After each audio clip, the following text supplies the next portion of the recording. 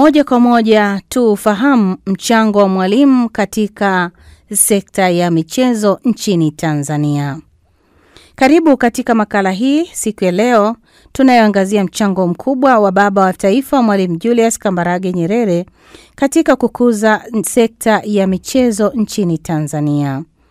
Ingawa Mwalimu Nyerere hakujulikana kama mwanamichezo wa kitaaluma, mchango wake katika sekta ya michezo ni wa kihistoria na wa kuigwa.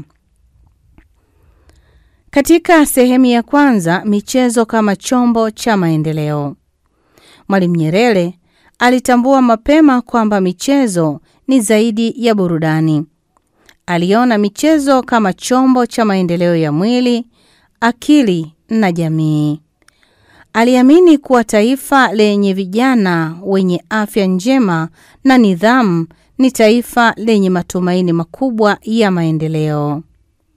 Kwa msingi huo, Mwalimu alisisitiza umuhimu wa michezo katika shule, vyuo na sehemu za kazi. Katika sehemu ya pili, michezo na elimu. Katika enzi yake, michezo iliunganishwa moja kwa moja na elimu. Mashindano kama UMITA-SHUMTA kwa shule za msingi na UMISETA kwa shule za sekondari yalizaliwa chini ya falsafa ya Mwalimu Nyerere. Mashindano haya yalilenga kugundua vipaji, kujenga nidhamu na kuimarisha umoja miongoni mwa vijana kutoka pande zote nchini.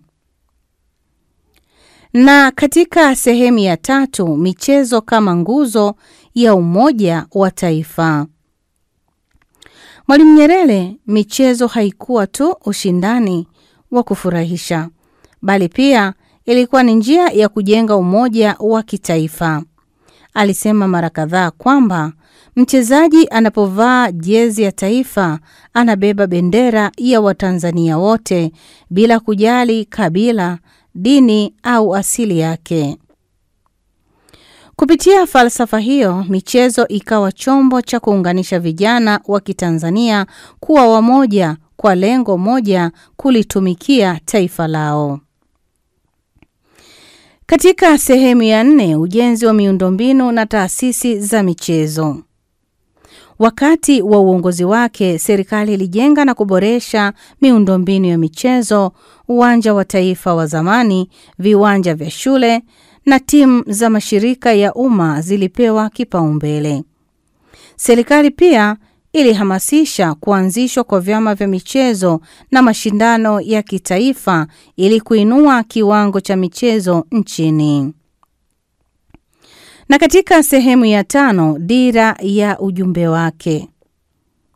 Mwalimu Nyerere aliwahi kusema, namnukuu, michezo si anasa, ni sehemu ya malezi ya vijana wetu, mwisho wa kumnukuu.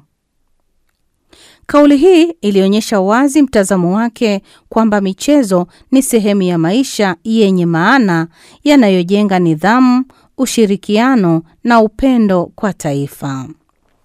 Na katika hitimisho kwa leo, tunaposhuhudia maendeleo ya michezo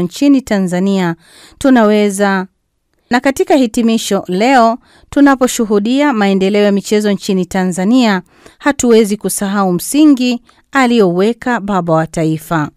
Michezo ya shule, timu za vijana na moyo wa uzalendo ulioonekana katika wachezaji wetu, vyote vinachota nguvu kutoka katika falsafa ya Mwalimu Julius Kambarage Nyerere. Huyo ndiye Mwalimu Nyerere, kiongozi, mwalimu na mlezi wa michezo Tanzania. Kutoka kwangu, Happy Balisidia, ni matumaini yangu kuwa tutaendelea kudumisha falsafa kwa vitendo. Tukutane katika makala ijayo. Asante.